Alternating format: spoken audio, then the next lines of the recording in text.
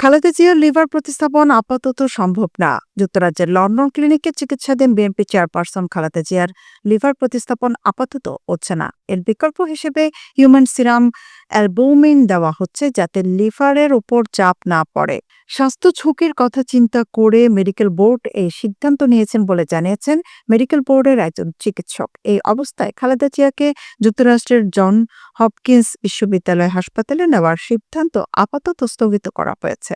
London ক্লিনিকে চিকিৎসাধীন খালেদা জিয়ার সর্বশেষ শারীরিক অবস্থা কিংস কলেজের একটি মেডিকেল টিম আগামীকাল বৃহস্পতিবার পরীক্ষা করবে। শুক্রবার নাগাদ তিনি বাসায় ফিরতে পারেন।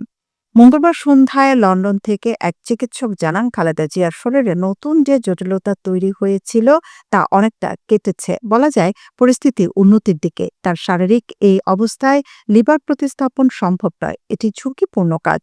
স্বাস্থ্যের অনেক দিক পর্যালোচনা করে সিদ্ধান্ত নিতে হয়। তার শারীরিক অবস্থা এখন স্থিতিশীল থাকলেও অনেক জটিলতা রয়ে গেছে।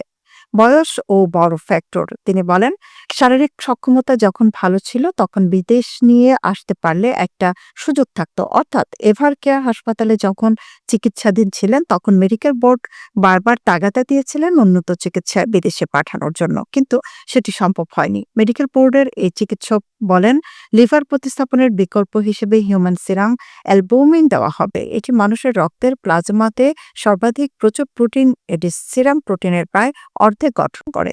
এটি লিভারে উৎপাদিত হয়। এটি দেওয়ার পর লিভারের উপর চাপ পড়বে না। মেডিকেল বোর্ড নতুন নতুন পরীক্ষা নিরীক্ষা করছে। রিপোর্ট অনুযায়ী চিকিৎসা পরিবর্তন আনা হয়েছে।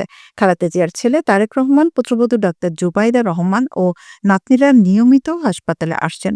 বাসা থেকে চিকিৎসকদের পরামর্শ অনুযায়ী খাবার পরিবেশন করা হচ্ছে। সাবেক প্রধানমন্ত্রী খালেদা জিয়া দীর্ঘদিন liver cirrhosis, kidney, heart, diabetes, arthritis সহ নানা শারীরিক জটিলতায় ভুগছেন। উন্নত চিকিৎসার জন্য গত ৮ জানুয়ারি তাকে যুক্তরাজ্যে নিয়ে লন্ডন ক্লিনিকে ভর্তি করা হয়।